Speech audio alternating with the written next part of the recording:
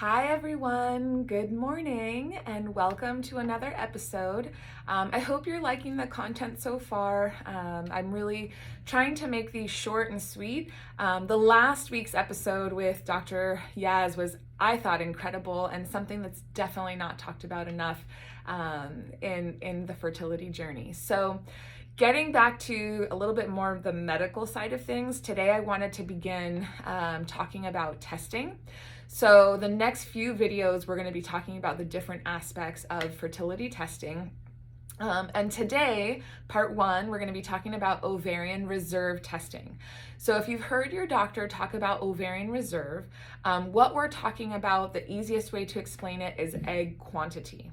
So we know that all women are born with a set number of eggs they're going to have in their lifetime. And those eggs are slowly going to diminish as the woman gets older and older. And the decrease is fairly stable. Like, it does decline a little bit, but it's fairly stable until about age 35. And then after age 35, we definitely see a very real decline in fertility. So in terms of looking at ovarian reserve, if you think of a cone, okay, so in the cone, our peak fertility is up here. And if you think of a basket of fries, this is the analogy that I give. At the top, you have the warmest, the most seasoned, the crispiest, the ones that are sort of fresh out of the oven, or the fryer, I should say. And so those are going to be eggs in our 20s. And then that cone is going to slowly decline until you get about age 35. And then age 35, you're going to see a slow and progressive decline in fertility year over year. And the decline is in quantity and in quality. So today, remember, we're going to be focusing on quantity. We don't have a way, at least not in today's science, to focus on quality or to be able to test quality. So when we talk about quality, we're going to be sort of inferring or assuming the quality of the eggs based on patient's age, underlying diseases like PCOS or endometriosis, or any, for example, chronic illnesses like obesity or lupus or things like that. So we're not testing quality. We're not talking about quality today. We're strictly talking about quantity. So again, that diagonal line, 35 to 40, and then above age 40, we see that decline in quantity and quality is much more dramatic. So year over year, we see that the decrease is much more significant. So how does a doctor test ovarian reserve or egg quantity? And there's a few different ways that we do that. So if the patient is on some form of birth control, so whether that's, an IUD or birth control pills or something that has a hormone in it, we probably want to focus on two things.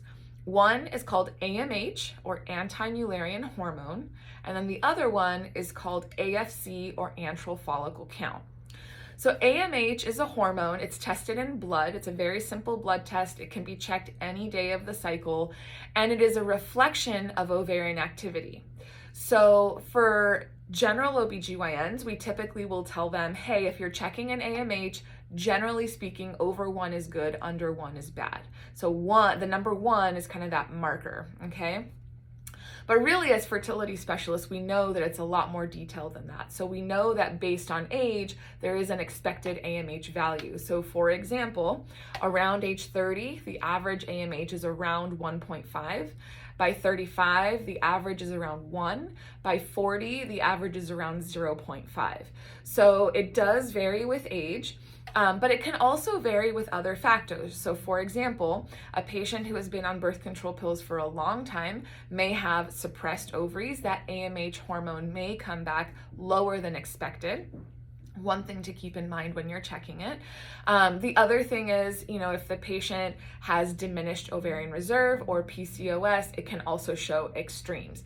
So generally speaking, an AMH of 1 is sort of the threshold for normal, but it does sort of dig a little bit deeper in that based on age, there are certain levels of normal. So for example, if a patient comes to me and she's 24 and her AMH is 1.5, even though it's over 1, technically it's okay, but for her age, it's actually lower than expected value. And so then we start kind of looking into the possibilities of why that is.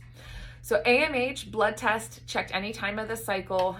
It can be done either with a finger prick with certain kits these days, or at any major lab like Quest or LabCorp. Your fertility specialist may also run those hormones in-house in their office. So it just depends. The second one is an antral follicle count, or AFC, and that is actually looking at the ovary on ultrasound. So we typically do that with a transvaginal ultrasound. Now, if the patient is on hormone suppression, we do it random. If the patient is not on any hormone suppression, then we typically do it at the beginning of her cycle. So we count day 1 as the first day of full flow. That is cycle day 1. And so we typically will do the ultrasound cycles day 2, 3, 4. We could do 5, although it's less ideal, but typically cycles day 2, 3, or 4. And the way I explain it to my patients is think of the ovary as a chocolate chip cookie. So we're looking for the amount of cookie, that's known as the ovarian volume. Typically normal volumes are anywhere from 3 to 10 centimeters cubed. And then we're looking at the number of chocolate chips. So if you don't have enough chocolate chips, like that's not a great cookie, who wants that? But if you have too many chocolate chips, that could also be bad. So things to think about when we're doing the antral follicle count. So we're looking at the amount of cookie and then the number of chocolate chips. The number of chocolate chips on both ovaries is what gives us the antral follicle count. Normal for that is typically anywhere from 6 all the way up to 20. It's a pretty broad range, and again, that's going to vary with age. So if a 40-year-old patient has 4 to 6 eggs, that's probably normal for age. If a 30-year-old has 4 to 6 eggs, that's probably abnormal. It's probably low for her age. So these are generalized ranges that we give, but really it's age dependent or age specific.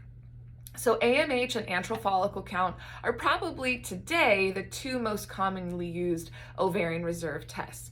Now there is a third one that was around a lot longer or before those 2, which is called a cycle day 3 FSH, or follicle stimulating hormone. So your doctor may ask you to have your blood work drawn on cycles day 2 or 3 of your period. Remember, first day of full flow is cycle day 1. They may ask you to go in to get blood drawn cycle day 2 or cycle day 3.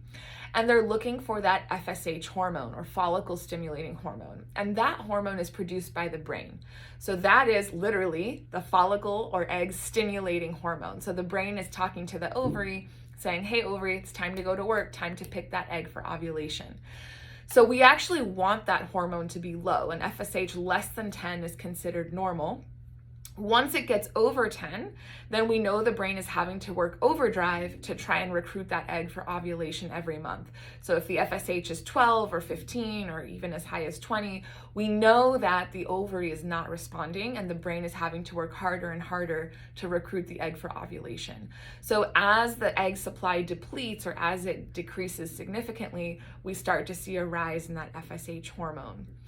Typically, most people would accept that an FSH over 40 is considered menopausal range. So when a patient stops having periods and her FSH is in the 50 to 60 range, most likely she has now entered her menopausal state.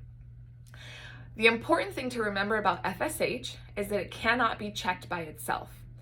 Why? Because FSH has a very dependent relationship with estrogen, specifically estradiol.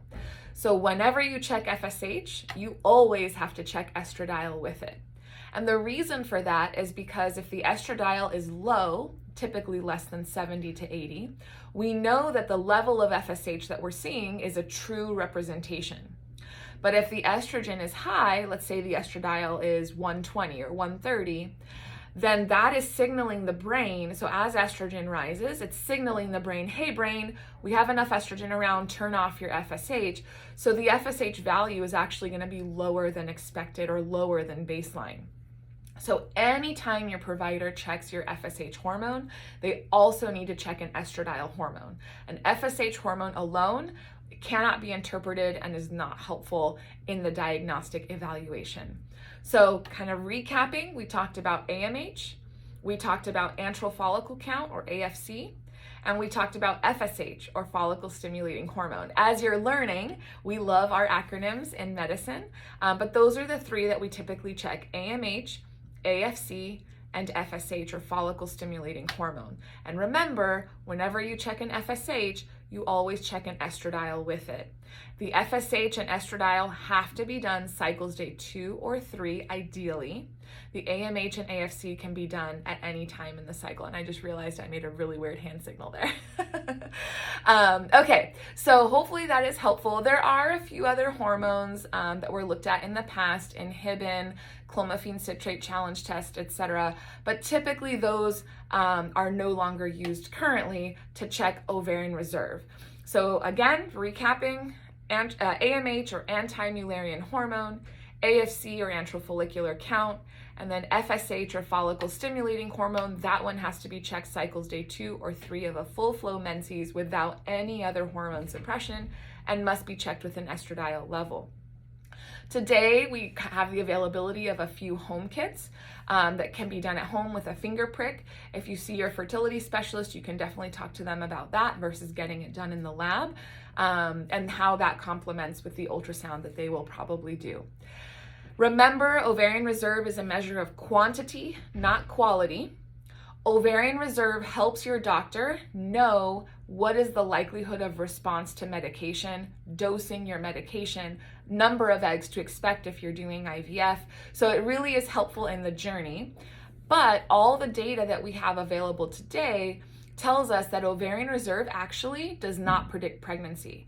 So as long as the patient is having regular monthly ovulatory cycles, diminished ovarian reserve alone does not seem to be a predictor for the likelihood or the chance of pregnancy. Okay, so it's important to make that distinction. It is important in the journey. It helps us in terms of, does the patient have diminished ovarian reserve? Does the patient have PCOS? How am I going to dose this patient? How many eggs can I expect, et cetera, et cetera. So it does help in that evaluation, but it does not actually, it's not actually a predictor for the chance of pregnancy. So I hope that distinction is helpful. We believe that we are seeing more diminished ovarian reserve. We believe that is due to a few things. And I was actually asked this question last night. One of those things we believe is just environmental toxins. So post-industrial revolution, toxins like phthalates and parabens. Just in our daily life, we as individuals are exposed to a lot more toxins that could potentially be impacting that diminished ovarian reserve, or excuse me, that ovarian reserve number. We also know that women tend to delay childbearing compared to 50 or 60 years ago. And so with that delay, again, we know that ovarian reserve decreases with age. And so that can go hand in hand. And there are also certain professions that are going to be at increased risk. So there was actually a study done, for example, on women who work at hair salons all day, every day, and they're exposed to those toxins all day, every day. They tend to have higher rates of diminished ovarian reserve and infertility. So hopefully this was helpful. If you have not subscribed, please be sure to do so now, so that way you don't miss an episode. These will drop every Monday. And if you have any questions, be sure to comment here under the video. If not, you can always find me on social media, Instagram or Facebook as Dr. Carolina Sweldo. See you next week. Bye-bye now.